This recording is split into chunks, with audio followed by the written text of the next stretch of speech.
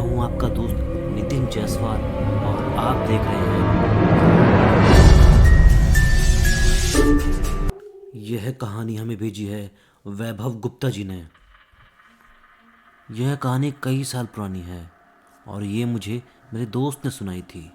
हम कुछ दोस्त गोवा अपनी छुट्टी एंजॉय करने निकले थे, पर मुश्किल यह थी कि हम घंटों तक इधर उधर भटकते रहे, पर कहीं भी होटल का एक भी रूम खाली नहीं मिल पाया। क्या यार, हर जगह होटल फुल है। मैंने पहले ही कहा था हम बुकिंग पहले ही कर लेते हैं, पर मेरी सुनता कौन है। अरे उधर देख, कुछ गेस्ट हाउस जैसा लग रहा है। कहाँ है गेस्ट हाउस? कहाँ दिख गया तुझे?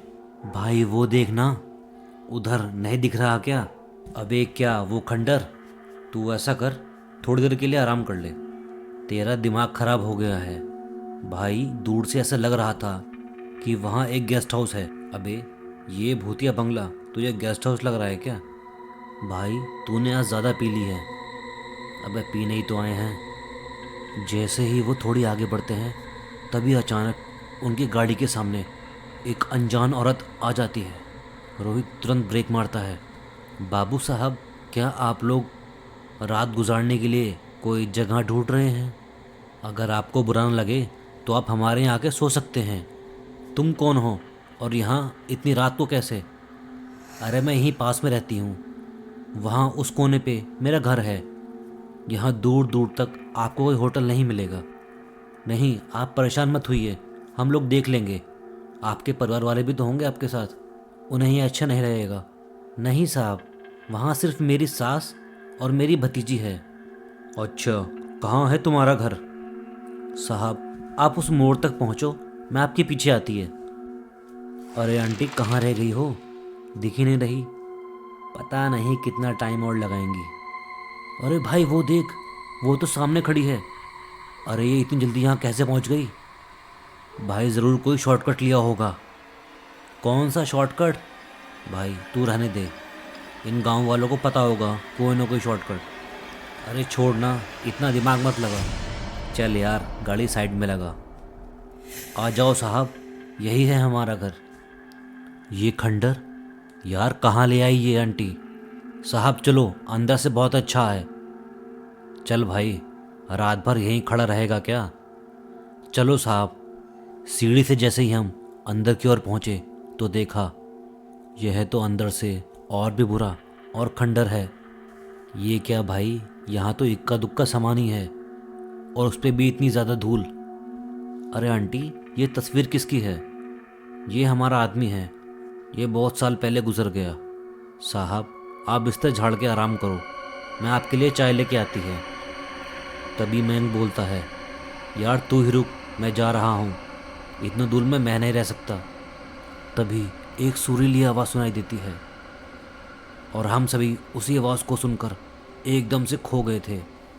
उस आवाज़ में इतनी कशिश थी कि हम सब काफ़ी टाइम के लिए सब कुछ भूल गए थे। एकदम से हम सभी लोगों का मूड बदल गया। जो लोग जाने को कह रहे थे वो एकदम से उस आवाज़ में खो गए। तभी मैं ये देखने गया कि चाय का क्या हुआ। अरे चाची कहाँ हो? चाय बन गई क्या? तभी उस कमरे में एक सुंदर लड़की दिखाई देती है। तभी मयंक उस लड़की के पास जाके बोला, आप बहुत सुंदर गाती हैं। उस लड़की की खूबसूरती ना चाहते हुए भी हमें अपनी ओर खींच रही थी। हर कोई उसमें खोता ही जा रहा था। अचानक किसी बुढ़िया की खांसने की आवाज़ आई। कौन है? शायद उस औरत की सास होगी। सभी लोग एकदम से चौंक गए। अब हम सभी लोग उस कमरे की तरफ बढ़ते हैं जहाँ से खांसने की आवाज़ आई थी, और जैसे ही वहाँ पहुँचते हैं सभी लोग उसे देखते ही डर जाते हैं, क्योंकि वो बूढ़ी अम्मा इतनी ज़्यादा बूढ़ी थी कि देखने में वो 1000 साल के आसपास की लग रही थी। उसकी आवाज़ काफ़ी डरावनी थी और बार बार वो खांस कर किसी को बुला रही थी। दया, ओ दया, तू आ गया क्या? उसे देखकर तो हमारा खून ही जम गया।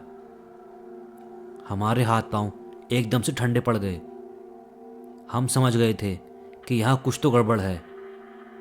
हमने उसी वक्त सोचा कि यहाँ से निकलने में ही भलाई है, और वहाँ से फटाफट निकलने को तैयार हो गए। रोहित जल्दी चल। हाँ भाई, निकल यहाँ से। अबे जल्दी सामान उठा ना और भाग यहाँ से। अरे क्या हुआ भाई? अरे कहाँ ना भाग। हम अपना अपना सामान लेकर जैसे ही निकल रहे थे, तभी वो औरत जाने कहाँ से आ पहुँची। कहाँ जा रहे हो साहब? चाय तो पी लो। नहीं नहीं, हमें चाय नहीं पीनी। चलो निकलो सब यहाँ से। हम सब भागकर सीढ़ियों से उतरकर गाड़ी की तरफ बढ़ने लगे। लेकिन जैसे ही हम आगे बढ़े, तभी हमने उस बूढ़ी आंटी को गाड़ी के सामने देखा। मानो जैसे वो उड़ के आई थी।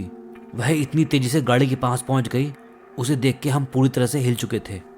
अरे बहुत जल्दी में हो साहब, चाय भी नहीं पी।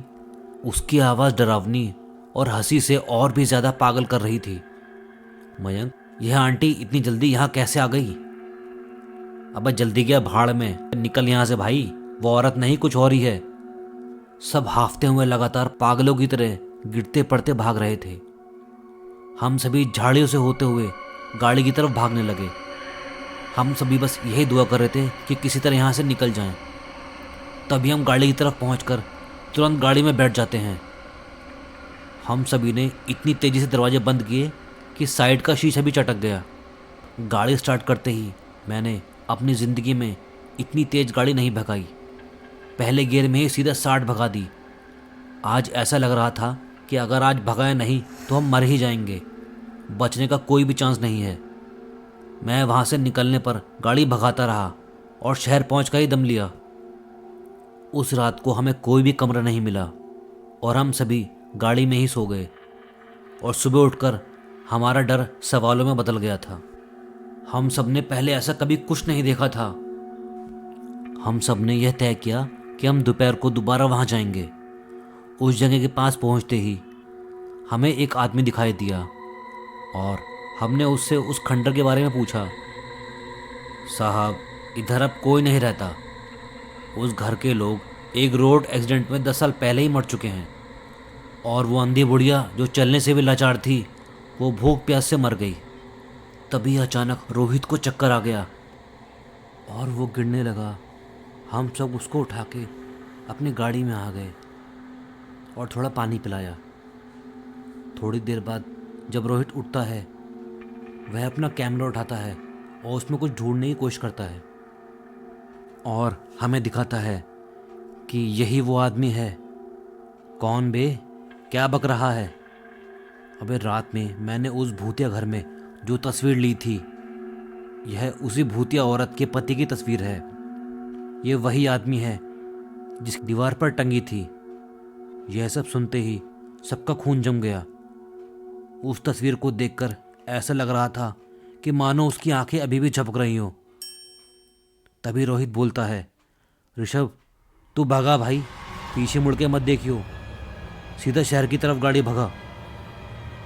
हम सब पीले पड़ चुके थे, मानो हमारे अंदर खून ही बचा नहीं था। डर के मारे सभी लोग चिल्ला रहे थे, ऋषभ भगा भाई, जल्दी भगा, वरना आज कोई नहीं बच पाएगा।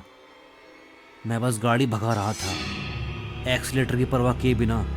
तभी अचानक मेरी नज़र गाड़ी के बोनट पर पड़ी। वो अधमरी बुढ़िया मेरी गाड़ी के बोनट पर बैठी थी और हमें देखकर शैतानी भरी हंसी हंस रही थी। तभी अचानक एक मोड़ आता है और गाड़ी इतनी तेज स्पीड में होने के कारण मैं अपना कंट्रोल खो देता हूँ और तभी एक पल में सब कुछ खत्म हो जाता है। दोस्त, दोस्ती, डर, उस हादसे में सिर्फ मैं बचता हूँ और वो कैमरा। पता है, मेरे लाखों बार कोशिश करने के बाद भी वो फ़ोटो आज तक उस कैमरे से डिलीट नहीं हुई।